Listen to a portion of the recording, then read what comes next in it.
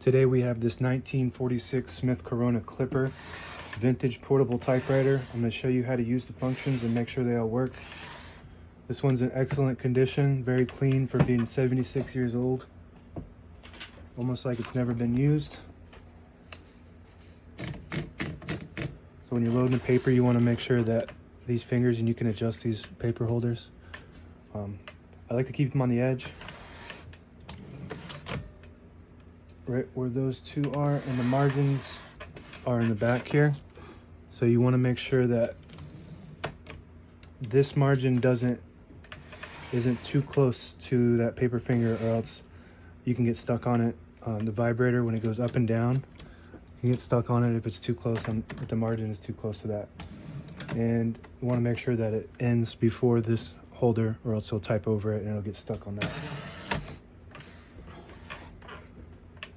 This is your color selector. This will select either black or red, but there's a blue dot there, a white dot, and a red dot to tell you which one you're on. We're gonna start with black.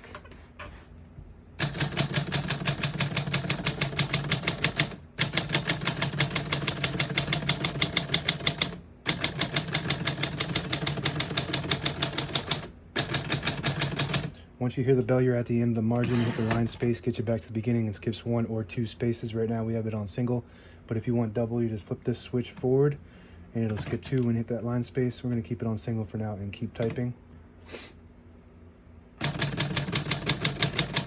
As you can see, all the keys type nice and none of them skip or stick. I'll type your sends in red on the next line. Switch from black to red, you switch that down to the red dot.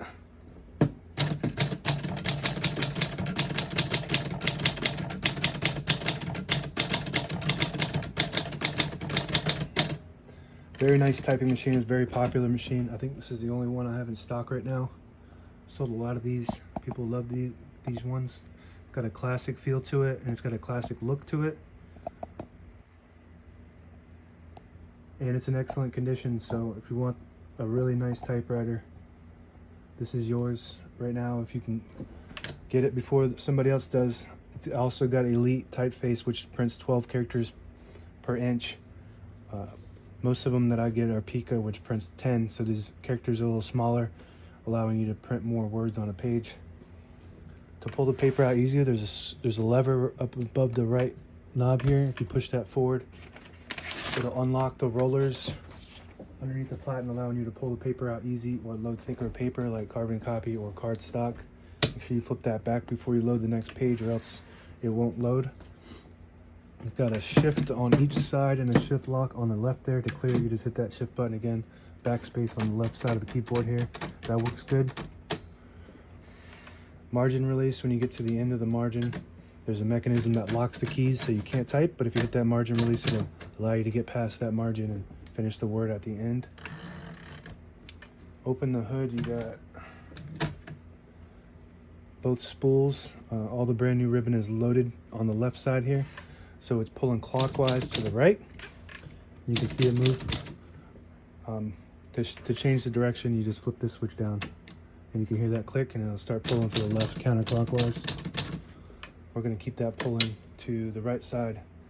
And if you get to the end of that, on either the end of one of them, and sometimes it could jam up your vibrator, and it seems like your typewriter is malfunctioning, you just need to change the direction.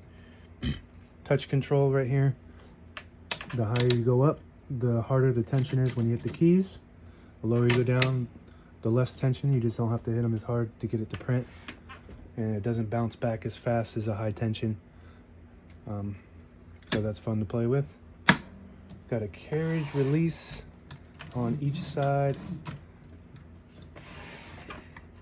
right here, and this is how you control the carriage freely.